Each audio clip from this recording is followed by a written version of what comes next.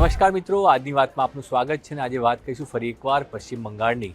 જે રીતે પશ્ચિમ બંગાળના પરિણામો આવ્યા, ભાજપને 200થી વધુ સીટો મળી અને પોતાના દમ ઉપર આઝાદી બાદ પહેલીવાર ભાજપ સરકાર બનાવી રહ્યું છે.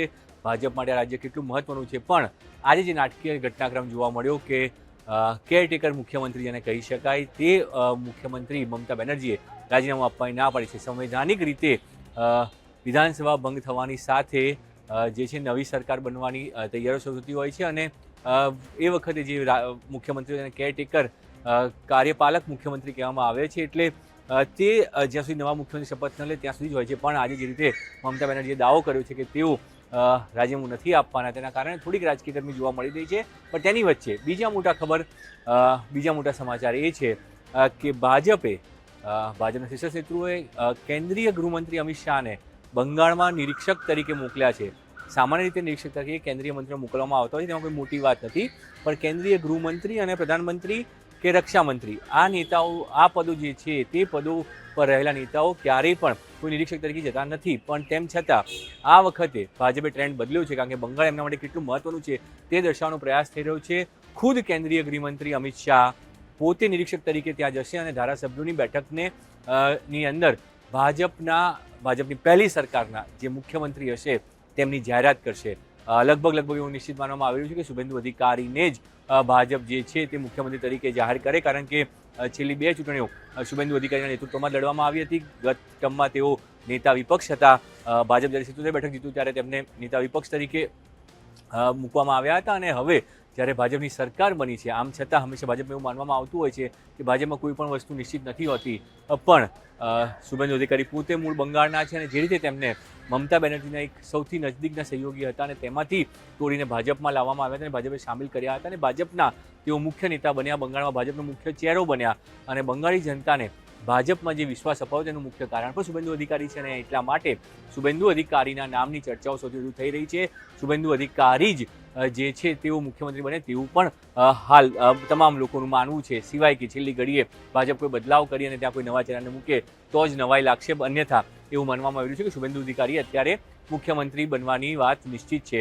અને શુભેન્દુ અધિકારીએ ગઈકાલે જ્યારે પોતે ભવાનીપુર સીટ ઉપરથી જીત્યા અને ભવાનીપુર સીટ જીતીને તેમણે જે 2 લોકોનો આભાર માન્યો, એમાં ભાજપના રાજસ્થાનના પૂર્વ અધ્યક્ષ અને ધારાસભ્ય રહી ચૂક્યા રાજેન્દ્ર રાઠોડની વાત કરી અને બીજું નામ લીધું અશોક ચૌધરીનું. આ બંને નેતાઓનો આભાર એટલા માટે માન્યો કારણ કે ભવાનીપુરમાં જે ઐતિહાસિક જીત ભાજપને મળી, પશ્ચિમ બંગાળના જે મુખ્યમંત્રી છે તે પશ્ચિમ બંગાળના મુખ્યમંત્રી મમતા બેનર્જીનો ગઢ ભવાનીપુર સીટ માનવામાં આવતી હતી અને તે સીટ ઉપર મમતા બેનર્જીને હરાવવું એ અશક્ય માનવામાં આવતું હતું. પણ આ અશક્ય કામ જે રીતે શક્ય થયું તેની પાછળ ગુજરાતથી એક સ્પેશિયલ ટીમ મોકલવામાં આવી હતી, જે ટીમે ભવાનીપુરની અંદર ભાજપને ભવ્ય જીત અપાવી અને 18,000 કરતાં વધુ મતોથી શુભેન્દુ અધિકારી તે જીત મેળવી શક્યા. તેનું મુખ્ય કારણ એ હતું કે ત્યાં ગુજરાત અને રાજસ્થાનના જે આ ધારાસભ્યો અને લોકો ગયા હતા તેમણે માઇક્રો પ્લાનિંગ કર્યું. જે રીતે ગુજરાતની અંદર બૂથ પ્રમાણે રાજનીતિ ભાજપ કરતું રહ્યું છે, માઇક્રો મેનેજમેન્ટ કરતું રહ્યું છે, તે જ માઇક્રો મેનેજમેન્ટ ત્યાં પણ કરવામાં આવ્યું. પશ્ચિમ બંગાળની અંદર તમામ લોકોને એવું થતું હોય કે ગુજરાતના લોકો બહાર જઈને શું કરી શકે, પણ આ એક ઉદાહરણ છે કે ગુજરાતના લોકોએ બહાર જઈને શું કર્યું અને કેવી રીતે આખી સીટ બદલી. કારણ કે જે ભવાનીપુર છે તે મમતા બેનર્જીનો ગઢ હતો અને એ ગઢને ભાજપ ત્યાં જીતવું શુભેન્દુ અધિકારીને જીતાડવા ખૂબ જ મુશ્કેલ હતું. પણ તેમ છતાં તે વાત કરી બતાવી. શુભેન્દુ અધિકારી તો ભવાનીપુર લડવા તૈયાર નહોતા, પણ કેન્દ્રીય ગૃહમંત્રીએ કહ્યું હતું અને જાહેર સભામાં કહ્યું હતું કે શુભેન્દુ અધિકારીને તો ફક્ત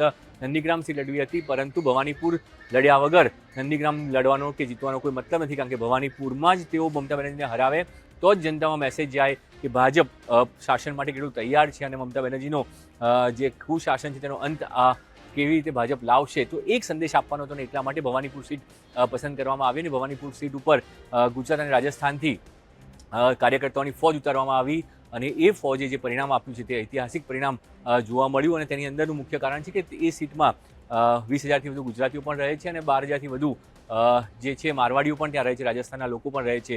એટલે આ બંને કમ્યુનિટી જે છે તેને ટાર્ગેટ કરવામાં આવી અને તેના આધારે આખી સીટનું સમીકરણ બદલવામાં ભાજપને સફળતા મળી અને એક ઐતિહાસિક જીત મળીને એટલા માટે એવું મનાઈ રહ્યું છે કે શુભેન્દુ અધિકારી જે છે બંગાળમાં મુખ્યમંત્રી બનશે. પણ ભાજપની પહેલી સરકાર છે અને એ સરકારની જે શપથવિધિ છે તે કેટલી ભવ્ય હશે અને એટલા માટે જ કેન્દ્રીય ગૃહમંત્રી અમિત શાહને ખુદ ચૂંટણીના નિરીક્ષક તરીકે જે ભાજપના ધારાસભ્યોની બેઠક છે તેની અંદર મુખ્યમંત્રીનું નામ જાહેર કરવાના નિરીક્ષક તરીકે તેમને મોકલવામાં આવ્યા છે. તેમની સાથે છત્તીસગઢના સીએમને પણ સહનિરીક્ષક તરીકે મોકલવામાં આવ્યા છે. પણ આ ભાજપ બંગાળ માટે કેટલું સિરિયસ હતું તે આપણે ચૂંટણીઓમાં પણ જોયું.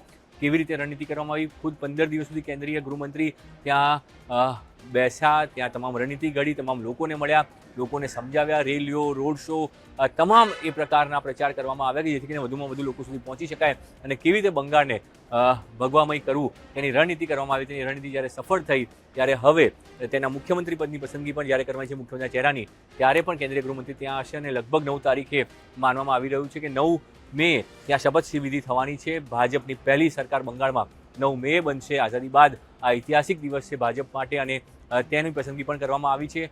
પ્રધાનમંત્રી પણ ત્યાં જવાના છે. ભાજપના શાસિત તમામ રાજ્યોના મુખ્યમંત્રીઓ પણ ત્યાં પહોંચે પ્રકારના સંદેશો મળી રહ્યા છે.